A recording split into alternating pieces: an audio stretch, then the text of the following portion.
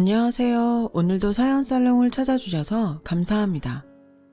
한 소녀의 엄마이자 올해로 40대가 된 여성입니다.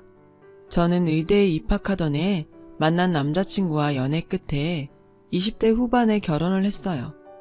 또래보다 일찍 시작한 결혼 생활이지만 젊었을 때 더 많이 놀고 결혼할 걸 하는 후회는 해본 적이 없어요. 오히려 빨리 결혼한 덕분에 제 딸을 빨리 만날 수 있어서 다행이었죠. 그 생각은 지금도 변함이 없어요. 누구보다 행복한 결혼 생활이었거든요. 물론 행복한 결혼 생활을 누리고 있다고 해서 모든 날이 평화롭기만 했던 건 아니에요. 사람 사는 일이 다 그렇듯 저에게도 세상을 집어삼켜버릴 만큼 거센 파도가 몰아쳤던 때도 있으니까요. 의사며느리와 민간요법에 심취해 있던 한의사 시어머니의 갈등 때문이었죠. 의대생인 저와 경영학과 복학생이었던 남자친구는 교내에서 뜨겁기로 소문난 캠퍼스 커플이었어요.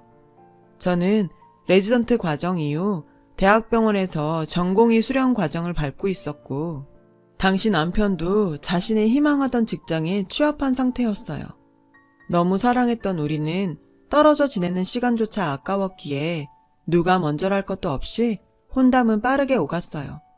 상견례까지 이어지는 동안 별 문제 없이 물 흐르듯 진행이 되었고요. 특히 저는 시어머님이 좋았어요. 비록 분야는 달라도 같은 의학자끼리 통하는 구석이 있을 것 같았거든요. 그런데 며칠 뒤 저를 만나러 병원으로 찾아온 시어머니를 보고는 그런 생각이 조금 흔들리기 시작했어요. 어머님은 다짜고짜 제게 물으셨죠. 자식은 얼마나 낳을 생각이니? 저는 남편과 미리 이야기해둔 대로 소신껏 어머님께 말씀드렸어요. 아직 특별한 계획은 없어요. 부모가 될 준비가 됐다고 생각될 때 그때 가질 생각이에요.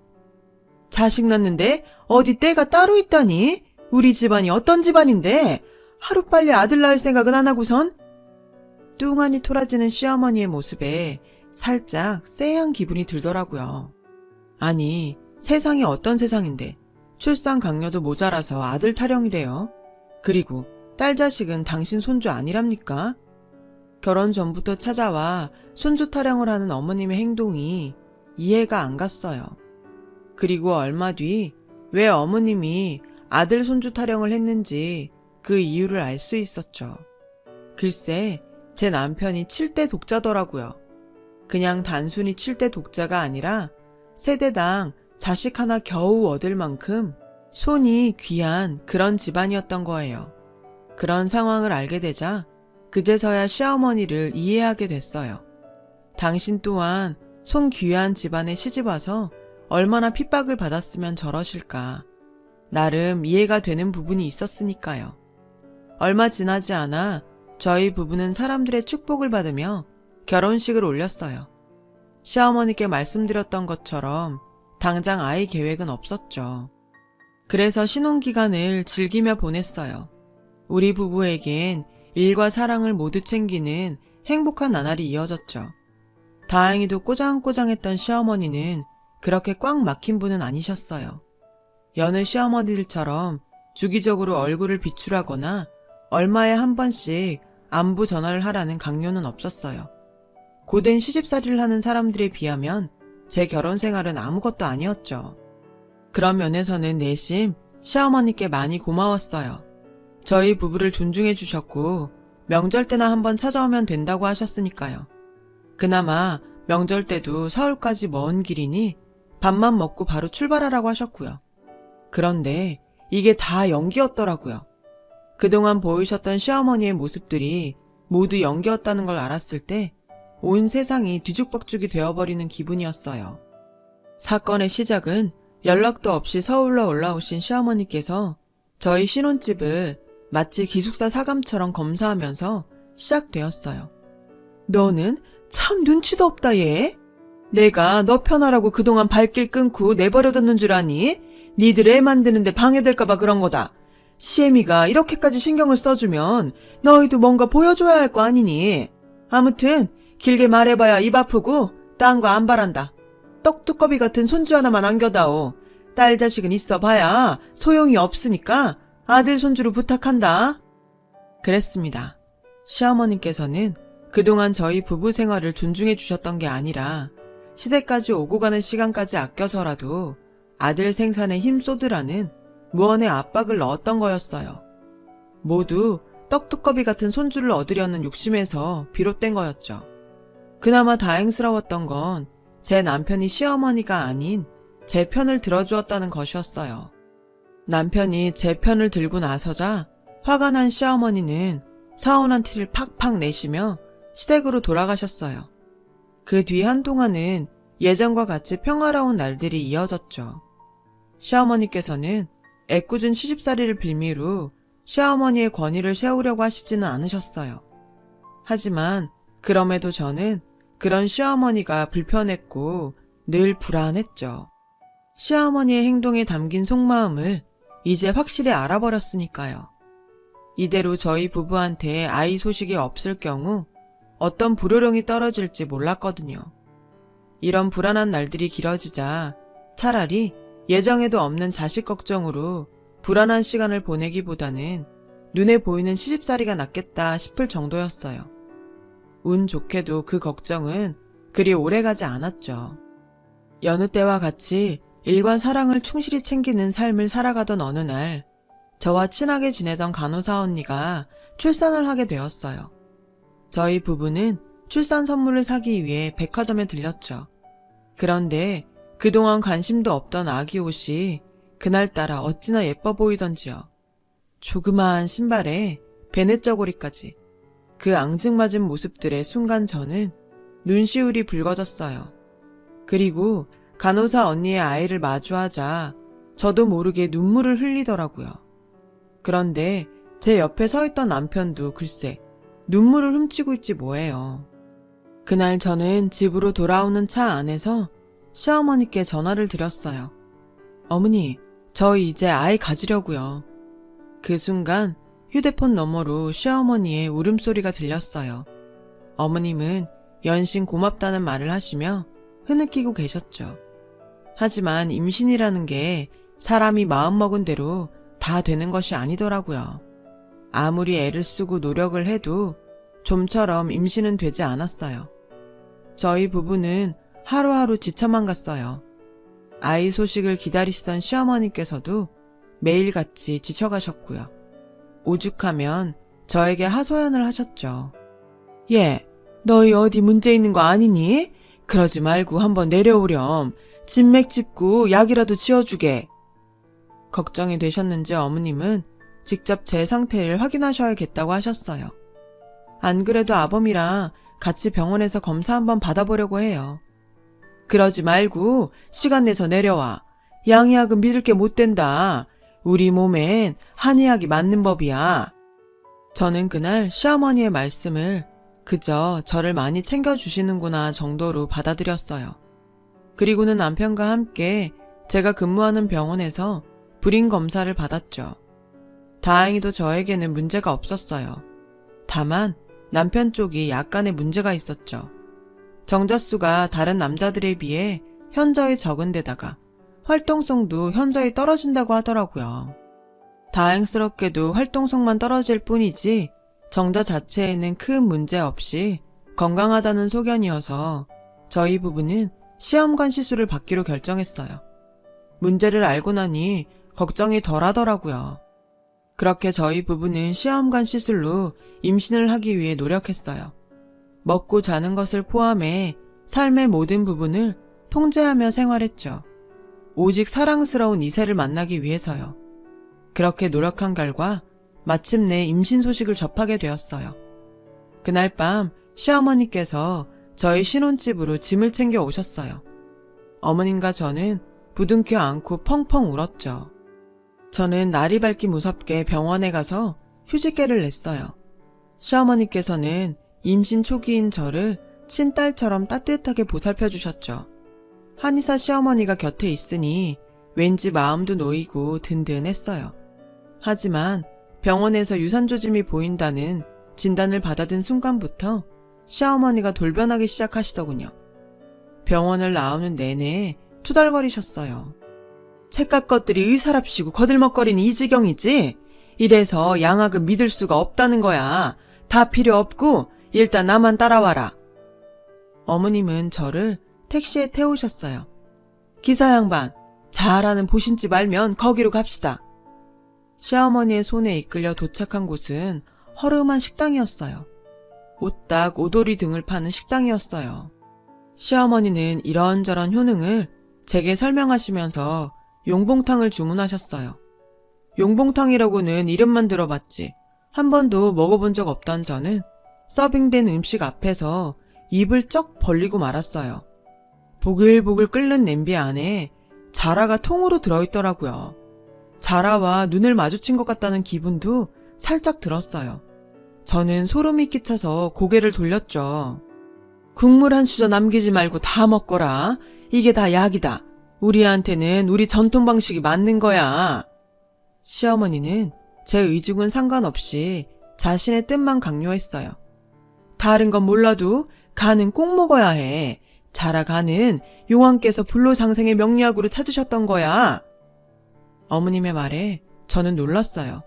한의사도 의학자인데 의학자 입에서 도저히 나을 수 없는 비과학적인 말씀만 쏟아져 나왔으니까요. 무엇보다 용봉탕의 아들 낳는데 특효라는 말씀에는 의사이기 이전에 현대인으로서 동의할 수 없었어요. 저는 고민에 빠지고 말았죠. 저와 태아를 위하시는 어머니의 마음은 알겠지만 용봉탕은 너무도 낯설고 역겨운 식재료였으니까요. 고민 끝에 저는 거절했어요. 정말 다른 뜻은 없었어요. 익숙하지 않은 음식을 함부로 먹었다가 소화기관에 물이라도 주게 되면 가뜩이나 유산조짐이 있는 태아에게 나쁜 영향을 끼칠 수 있었거든요. 더욱이 당시 저는 산부인과 교수님께서 짜주신 식단표를 지키고 있었거든요. 하지만 시어머니는 그런 제 사정은 고려하지 않은 채 고집을 꺾지 않았어요. 그날 이후로도 택시를 타고 서울을 휘젓고 다니시며 온갖 몸보신 음식을 집으로 포장해 오셨죠. 염소탕, 토끼탕을 시작으로 온갖 생소한 식재료들로 만든 음식들이었어요. 그때마다 어머님과 저는 대립을 했고 그러는 사이 점점 더 태아를 위해서라도 시어머니한테 휘둘려서는 안 되겠다는 의지가 더욱 강해졌어요. 그래서 시어머니께 차근차근 제 소견을 설명드렸어요. 생소한 식재료가 나쁘다는 것이 아니다. 한의학적인 효능을 부정하는 것도 아니다. 다만 제 신체에서 예기치 못한 이상 반응이라도 나타나게 될 경우 태아에게도 나쁜 영향이 간다. 저는 어머님이 기분 상하시지 않게 조심스럽게 말씀드리고는 병원에서 짜준 식단을 꿋꿋하게 지켰어요. 그러던 어느 날 시어머니께서 직접 약재 시장에서 약재를 사오셨더라고요. 시어머니는 그 약재들을 손수 다려 저에게 건네셨어요. 진해에 말벌집에 당나귀 고환 등 생전 접해보지도 못한 약재가 들어간 탕약이었죠. 저의 등골에는 식은땀이 주룩 흘렀어요.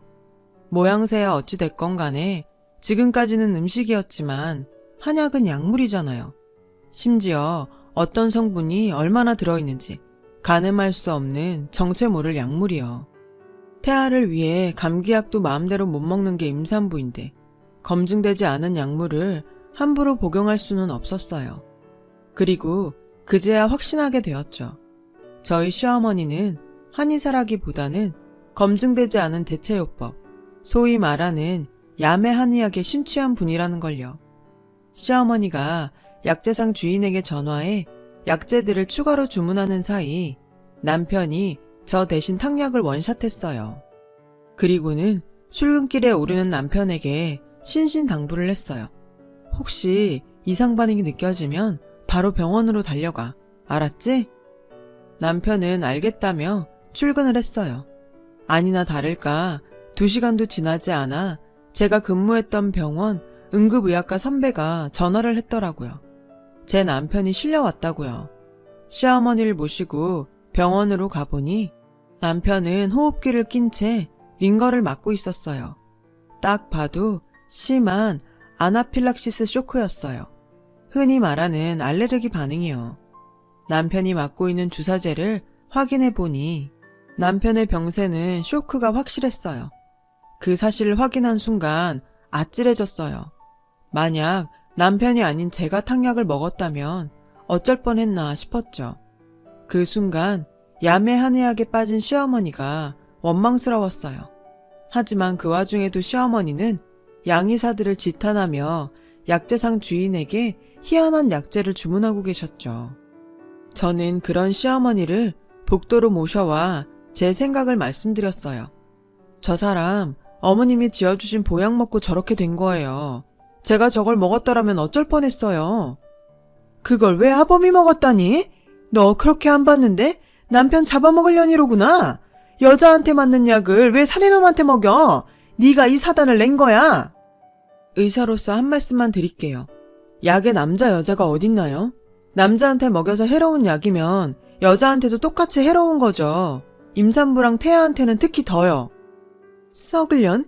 이거 하나만 알아두거라. 정 남편을 잡아먹고 싶거들랑 내 앞에 떡두꺼비 같은 손주놈 여럿은 안겨주고 잡아먹어야 할 거야. 그 말에 한숨이 절로 나왔어요. 그런 제 모습에 시어머니는 고함과 욕설을 쏟아내셨고 안에서 그 소리를 들은 남편은 링거까지 뽑아가며 급하게 달려와 시어머니를 돌려보냈어요. 저는 화장실에 숨어 울음을 터뜨렸고요. 그날의 사건은 그렇게 마무리되었어요. 하지만 끝난 게 아니었죠. 며칠 뒤 시어머니는 약재상 주인을 대동해 저희 집을 찾아오셨어요. 약재상 주인이 가져온 것은 맙소사, 살아있는 살모사였어요. 독사 중에 제일 독한 독사요. 어찌나 당황스럽던지 저와 남편은 얼어붙은 채로 아무 말도 못했어요. 저희 부부가 얼어붙어 있는 사이 낯선 약재상 주인은 까치살모사의 이빨에서 독을 받아내기 시작했고 그 모습을 의기양양하게 지켜보시던 시어머니는 보라한 듯이 거들먹거리며 제게 말씀하셨어요. 탕약이 못 믿어온 눈치길래 준비했다. 산부 건강이라 아들 낳는데 즉효야. 한 방울도 남김없이 쭉 들이키거라. 혹시 오해하실 분들이 계실까봐 한마디 덧붙이는데요. 까치살모사의 독은 신경독으로 사람을 죽음에 이르게 하는 맹독이에요. 신경마비로 인한 호흡곤란과 질식, 심장마비 등을 초래하죠. 다만 단백질로 구성된 독인 덕분에 사람의 위장에서 분해가 되지만 위장에 티끌만한 상처라도 있을 경우 그대로 중독이 돼요. 산모 건강과 아들 낳는데 전혀 도움이 되지 않을 뿐더러 사망에 이를 수 있고요. 저는 남편을 밖으로 데리고 나왔어요. 이 상황을 내가 어떻게 받아들여야 돼? 남편은 고개를 떨군 채 한숨을 쉬었죠. 내가 잘 설득해볼게. 일단 남편을 믿고 집으로 들어갔어요. 남편은 어머님을 설득하려 노력했어요. 제가 의학적 근거를 제시하기도 했고요. 하지만 시어머니는 뜻을 굽히지 않았죠. 맨날 하든 똑같은 궤변만 늘어놓을 뿐이었어요. 이 땅에서 나고 자란 사람한테는 우리 것이 맞는 법이야. 누가 뭐래도 산모 건강과 아들 낳는 데는 살모사독이 즉효다. 나도 이거 먹고 네 신랑 낳았어. 며느리와 태아의 생명을 위험에 빠뜨리는 것도 모자라 이 상황에도 손주 타령을 하다니. 더는 보고 있을 수가 없었어요. 그래서 극단적 선택을 하게 되었죠. 어머니, 마지막으로 경고할게요.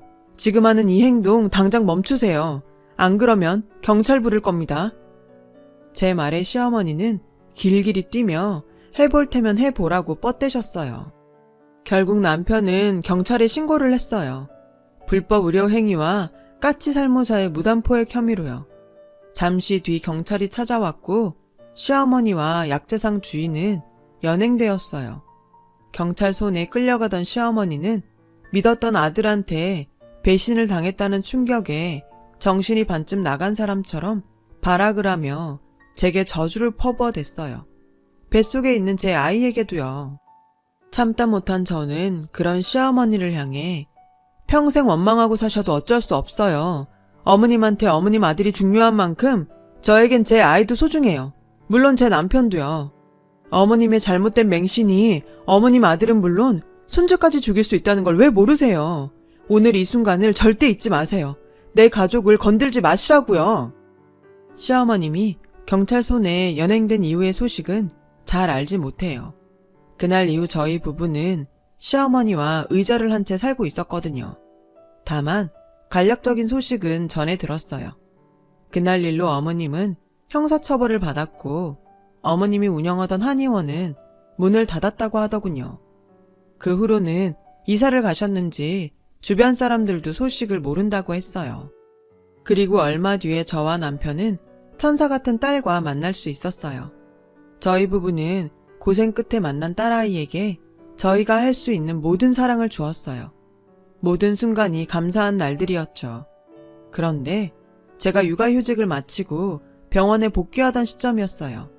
시어머니의 야매 한의학 사건으로부터 생명의 소중함을 깨달은 뒤였기에 더 열심히 환자를 돌보려 노력했죠. 그러던 어느 날 제가 응급실 당직 근무를 서고 있는데 심정지 환자가 실려왔고 저는 급히 환자에게 심폐소생술을 시행하며 응급실로 이동했어요. 베드가 막 응급실로 들어서는 순간 제 눈에 환자의 얼굴이 들어왔어요. 시어머니였어요. 그새 많이 늙으셨더라고요. 생사를 오가는 시어머니를 마주한 저는 머릿속이 하얘지는 것 같았어요. 하지만 넋놓고 있을 겨를이 없었어요. 어머님의 상태가 심각했으니까요. 그때 구급대원이 저에게 탕약을 건네며 환자가 발견된 장소에 있던 거라서 가지고 왔다고 했어요. 순간 지난날 겪었던 살모사 독사건이 떠오르더라고요. 저는 레지던트들에게 급히 탕약의 성분 분석을 지시해놓고는 마침 연락을 받고 도착한 남편에게 상황을 전했어요. 마음의 준비를 해야 될지도 모르겠어. 그 한마디에 남편이 무너지더군요. 비록 의절을 했다고는 하지만 세상에 하나뿐인 어머니인데 왜 안 그렇겠어요. 그 마음은 충분히 이해하고도 남죠. 저는 남편을 뒤로 한 채 응급실로 뛰어 들어갔어요. 그 순간 제가 할 일은 의사로서 어머님의 생명을 구하는 거였으니까요. 몇 차례의 고비를 넘긴 끝에 어머님은 의식을 찾으셨어요. 하지만 어머님이 드신 탕약의 성분은 온전히 제대로 알아야 치료를 할 수 있는 상황이라서 안심할 수는 없었어요.